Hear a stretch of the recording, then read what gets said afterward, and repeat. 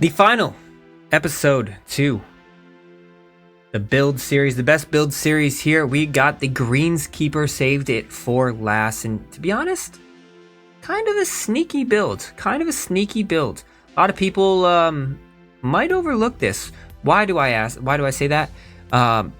Simply because when it comes down to high level competition, what is always it really comes down to, like, you play on like the ranked matchmaking, it really just comes down to putting.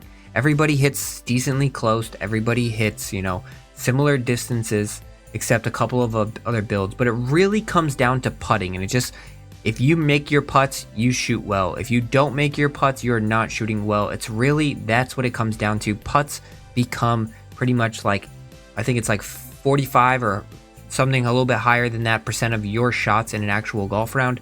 So putting is actually quite important when it comes down to it. So let's dive on into the build. Do not forget to like, do not forget to subscribe. And just remember, I said in the other ones, I don't have them all maxed out. This one is up to an 85 overall, but I can't build them all at the same exact time. But in time, I will build them all up, and we will play a nice little 99 versus 99 versus 99, and then I will re-rank them then and there. All right. So how are we going to do this? Well, first off, you have to sacrifice power when it comes to this build, but what I would do is I would put it up to a 51 overall. Why would I put it up to a 51 overall? As you can see, it gets your 5-iron over the 190 mark. It gaps everything very nicely. It gives you 1 additional yard, 2 additional yards when it comes to the power. That'll be very important when it comes down to driving the golf ball a little bit later. I think you can sacrifice 3 actual attribute points when it comes to contact in this situation to build the best greenskeeper possible. Swing path, you need to max out all swing path here. You're gonna have a low correction again. None of these builds that I've obviously recommended is in the correction category, simply because I think you should get used to it. Also, I think half of the people probably don't even use the new correction anyways, so that is another reason why I don't really apply much towards correction. That is purely somebody who just get used to it, and it really won't be that big of an issue. There's definitely ways around it. Check out my shaping video if you'd like. When it comes down to shaping and recovery, I'm putting all 25 points on recovery here. You have a pretty decent swing path. You have a pretty decent contact. I think you really need to manage the ball out of the rough in this situation, and making sure you are not falling too far behind in the distance category. So we need high recovery in this aspect. When it comes to the bottom categories here, you guys know rhythm transition. Transition is one of the most important parts of this actual, build, this golf swing.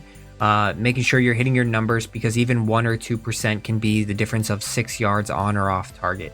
So plus 25 there goes to transition. Now we are mixing it up slightly when it comes down to putting. Putt path all the way up to an 89 is unbelievable, unbelievable number there. 89 overall. We absolutely love that when it comes to putt path. Now, you guys know putt weight is hands down the most important, in my personal opinion, from data testing, but we are going to mix it up slightly. We are going to go 87, and we're going to go overall 80 for those people who do love contact. This is just going to be a very well-rounded golfer.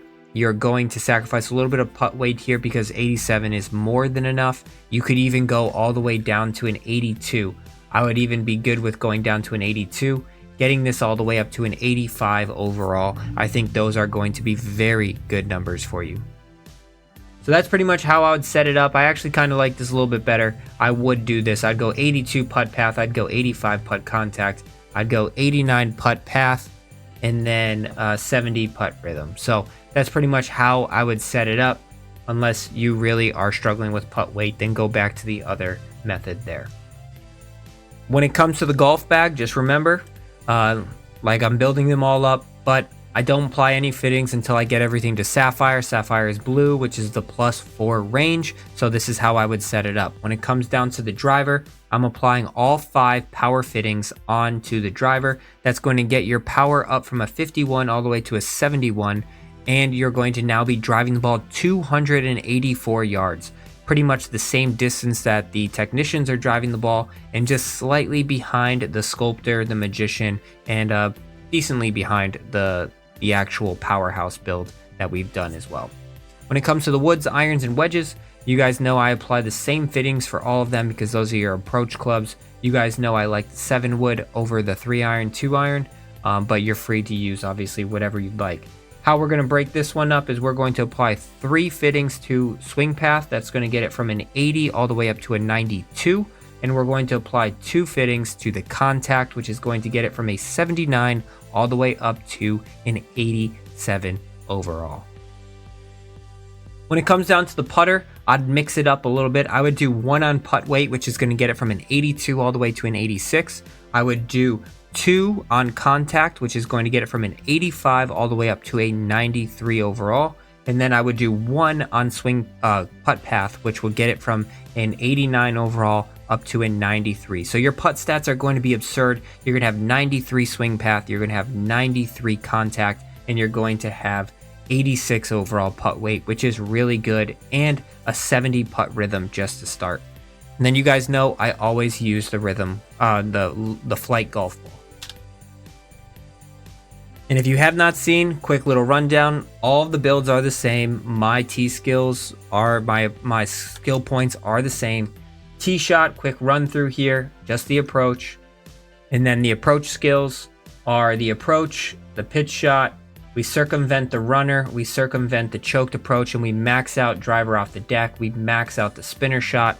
Recovery, we don't touch anything punch, max out everything else on the right side. Bunker, max out the splash, max out the pitch. Quick route through the power pick, don't ever touch the blast. Greens, max out the chip, max out the putt. All max out your green reader, and then, you know, just quick run through the bump and run action over there just in case you ever need that. So that is the Greenskeeper build. And to be honest, when I first was like building this, I was like, man, this is gonna suck. This build's really gonna be trash. I kind of like it. I'm interested. I mean, having those crazy putt stats and a decent power, like a 284 yard driver, if you can manage something in like the, 92 swing path and an 87 contact, which seems pretty reasonable, this could be the most underrated build in the game. And it's something that I'm going to kind of grind out here, and I'm going to be very interested to see how this one plays out. But don't forget to like, don't forget to subscribe. Let me know what you guys think of the build and what you think of the best build moving forward. Catch you in another. Don't forget to like and subscribe. Peace.